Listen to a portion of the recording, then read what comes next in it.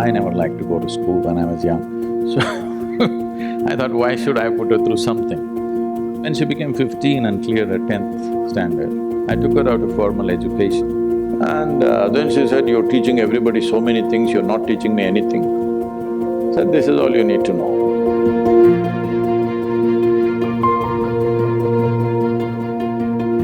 I had enough on my hands, so I never intended or thought we should have a child of our own. But my wife said at least one. I said, okay, one, only one. So that happened, and from the age of… when she was an infant, 3.5 months of age, I drove across South India with her strapped to my front seat of the car, me driving alone, just my one hand here, one hand at the steering wheel. This was the time we were building Isha Foundation, so I travelled extensively, and she was travelling with me when she was 3.5 months old infant. So first 4 years she grew up in the car with me and in many people's homes. So she met thousands of people and she learned how to become a part of any home, anywhere, whether it's the most affluent home in the world or, a tribal home where just about anywhere I stayed, I made sure that she was exposed to everything. I didn't want her to develop prejudices or privileges of, choices of where to be and where not to be.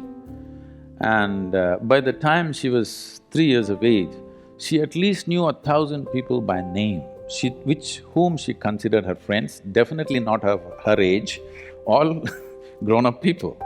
So the tremendous exposure to people, and I thought I won't send her to school because I never liked to go to school when I was young. So I thought, why should I put her through something? Then the only thing I could not provide her is children of her own age. So I put her to a school which is not so competitive, not so pushy.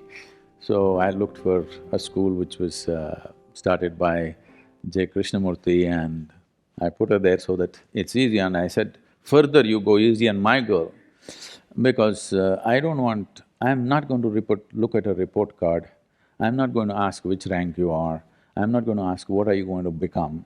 So don't have to bother about her marks, her academics. If she plays, if she eats well, I'm happy, she's growing up, she must eat well. If she plays well, if she laughs, if she sings, if she dances, I'm fine. I'm not concerned about this because when I was in school, every test, I was very consistent.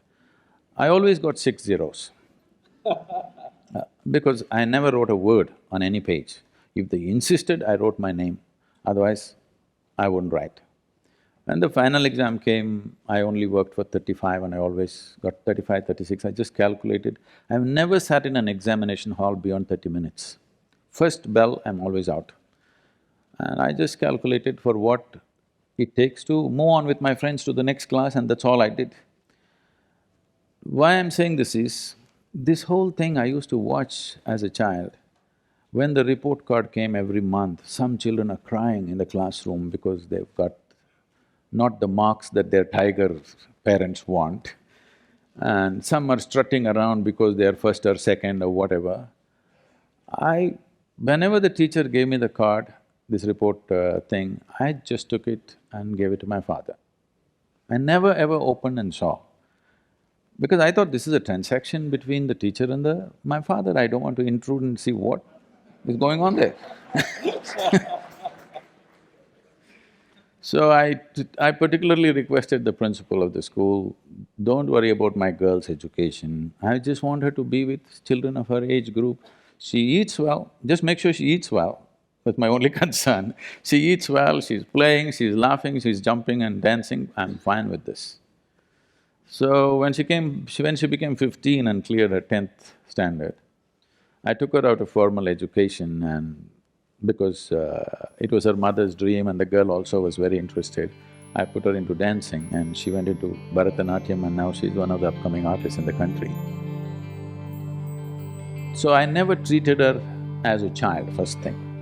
From the age of 2, from the time she started speaking, I always treated her as an equal, as an adult. I put whatever we're building a foundation, it's run by volunteers. Volunteers means we're doing variety of work. we're running businesses, we're running major projects and activity across the globe. None of them, except a few who teach, none of them are trained for their job, okay?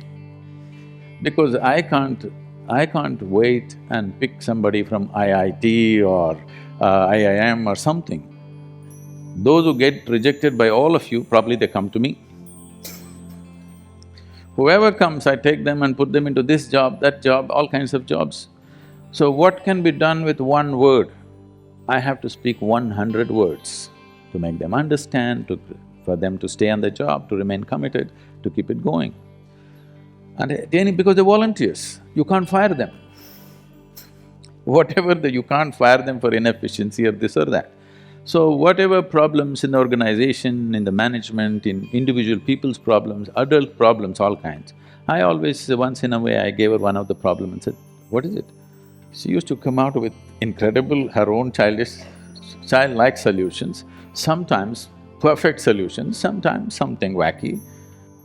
Around 12, 13 years of age, she came home one day and she was disturbed about something that she saw, something that happened at school. And then she said, you're teaching everybody so many things, you're not teaching me anything. I said, see, I am not known to teach anything unsolicited. Here you have come, now sit down. Said, this is all you need to know, you never look up to anybody. Eyebrows rising, that what about you? I said, especially me, because the value of who I am is only if you see me the way I am. If you look up to me, you will nail me to the wall and maybe smoke me, light an incense or put a mala around me and forget about me. This is not going to change your life in any way. You must just see me the way I am. You must see me just for what I am, then I'm of immense value to you. But if you look up to me, you will miss it. So never look up to anybody, never look down on anybody. If you do this one thing, you will see everything just the way it is. Only if you see things the way they are, you can navigate effortlessly, isn't it so?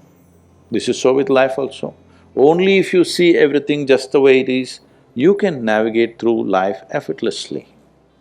This is all the ability you need to give to your child. So I always treat it as an adult, never trying to place myself above her.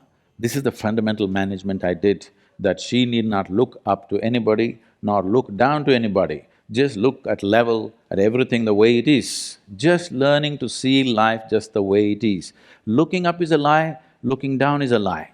Looking up is coming from a certain prejudice, looking down is coming from a certain prejudice.